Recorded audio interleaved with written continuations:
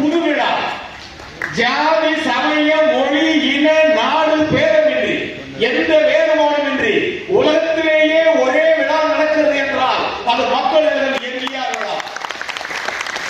எம்ஜிஆரை தவிர இந்த பூவுலகில் யாரும் இதுவரை அதை சாதித்து காட்டியதில்லை.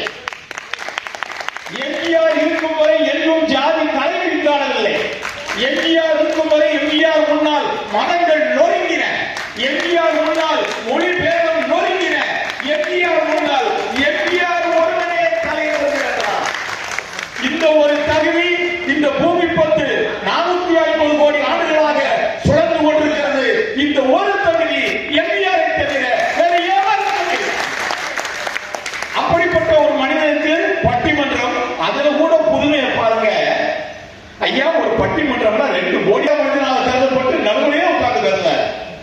அவர் அங்கே உட்கார்ந்து பேசுறார். ஆனா எம்ஜிஆர் விட வைத்தார். கோடியது ஒன்றுதான் காரணம். இங்கே இருப்பவர்களும் எம்ஜிஆர் ஆட்கள், அங்கே இருப்பவர்களும் எம்ஜிஆர் ஆட்கள். அந்த ஆரோக்கியமான போட்டி தான் இந்த பட்டிமன்றம். அந்த அணிக்காரங்க அவங்க கட்சியிலேயே குறியா இருப்பாங்க, இந்த அணிக்காரங்க இவங்க கட்சியிலேயே குறியா இருப்பாங்க. மகாபாரதமா என்று கேட்டால் என்ன பதில் சொல்வீர்கள்? தத்துவங்களை அடுக்கி அறநூல்களாக விளங்குவதில் திருக்குறள் உயர்ந்த நூலா, நாலடியார் உயர்ந்த நூலா என்று கேட்டால் எதை சொல்வது? எம்ஜிஆரின் மங்கா புகழுக்கு அவரது மனிதாபிமானமா, அவரது சமூக அக்கறை என்று கேட்டால் எதை சொல்வது? ஆக மனிதாபிமானம் தான் என்று அதில் அதிக அழுத்தம் இருக்கிறது என்று சொல்ல துரைக்கருணாநிதி தலைமையில் அந்த அணி காத்திருக்கிறது.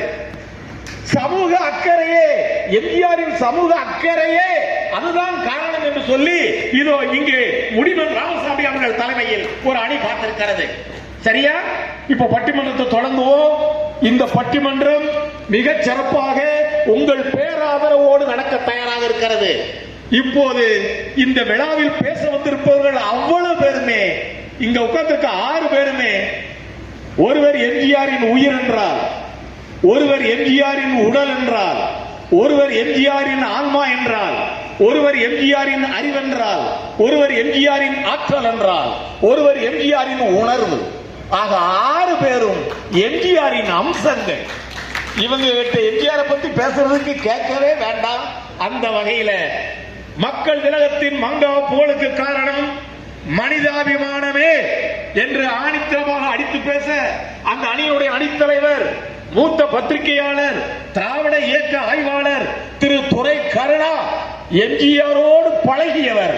அவர்